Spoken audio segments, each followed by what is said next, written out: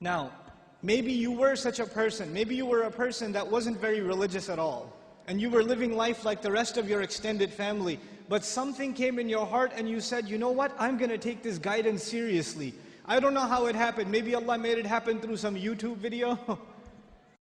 Or it happened through some khutbah you heard, or a friend, or however it happened. But you decided to make a change for the better in your life. And when you start changing the behavior in your life, the first people to see a change in you will be your own family.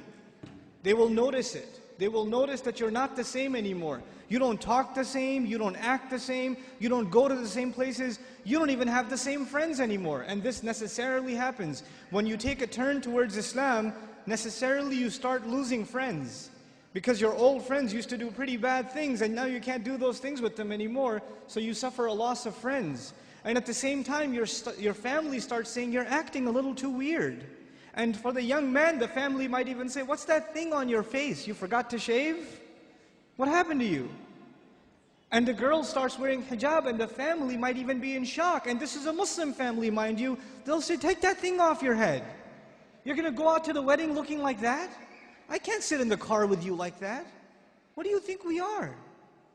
All of a sudden, you're the Islamic role model? Who died and made you sheikh? That all of a sudden we should be looking up to you. Remember what you were like last year, man? You were the party animal. Now you're going to go make salah? Yeah, seriously, please. We know what you're really like.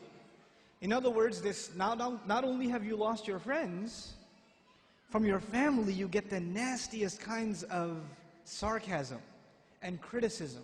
All the time, all the time. Every chance they get, they say something to you. They say something about your beard. They say something about your habits of making salah. They say something about you going to the ICNA convention. They say something about putting your children in Islamic school. They say something about sending your children to Sunday school. Or you getting up for Fajr or Isha and going to the masjid. They'll have some comments for you. And those comments hurt.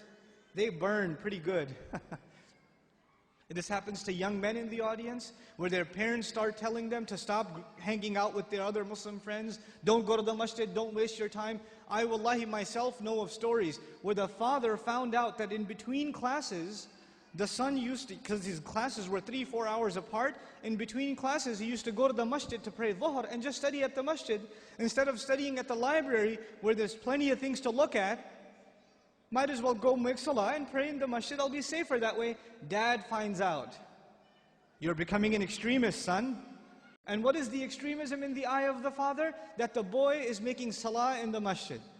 That's extremism for him. Subhanallah.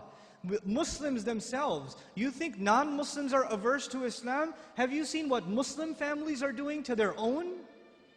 What parents are doing to their children? I know of cases myself where parents said, we will not pay your college tuition. We will not look for a wedding made for you until you take that hijab off. We will not do it. We do not accept you as our daughter until you take that thing off. We will not show our face in public with you. You can't go with us anywhere. This is the mother telling. And you know what they'll say? What's amazing about that? They'll make you feel bad about yourself. They'll tell you, what kind of daughter are you? You should be ashamed of yourself. You're embarrassing your parents. We're Muslim, but we're not Muslim. We're not those kind of Muslims. That's not how we do things in our family. That's what they'll say. Our family is different. We don't do things like that in our family. That's those masjid people. Don't be like those masjid people. That's what they'll say. And you know what's amazing about that? If you look at a portrait of your great-grandparents from back in the day, good old great-grandpa's got a big old beard and you can't even see grandma's face. So who's being true to the family and who's an embarrassment to the family? See, this is Muslim families today.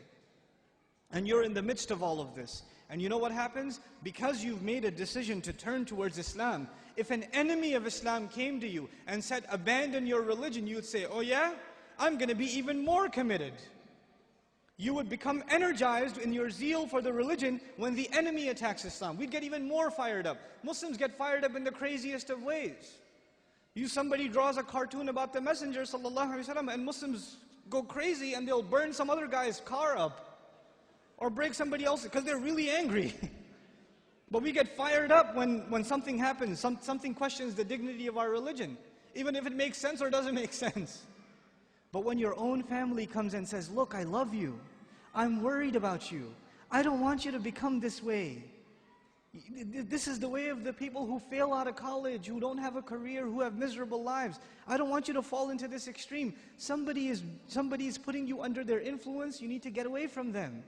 They're the ones pulling you away. So how do you deal with that? The most inappropriate response to this pressure is anger. And you know what? That is the most common response too. Your parents start yelling at you for growing the beard, and you're a young, hot-blooded guy. What do? Oh yeah? It's the sunnah. You can't tell me what to do. You're following culture, and I'm trying to follow Islam. And you slam the door in their face. Way to go. Because that's what Allah wants you to do. Yell back at your parents. And they're talking about your beard. What was Ibrahim's father talking about, alayhi salam?